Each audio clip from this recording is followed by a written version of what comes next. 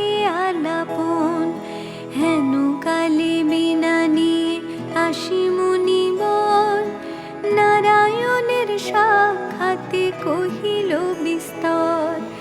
তারপরে কর জোরে করিয়া প্রণতি, কহিল নারদ মুনি নারায়ণী প্রতি।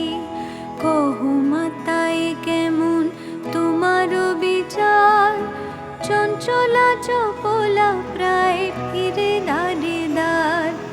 পলকের তরে তব নাহি কোন স্থিতি, মর্তবাসী সদা তাই ভুগিছে দুর্গতি।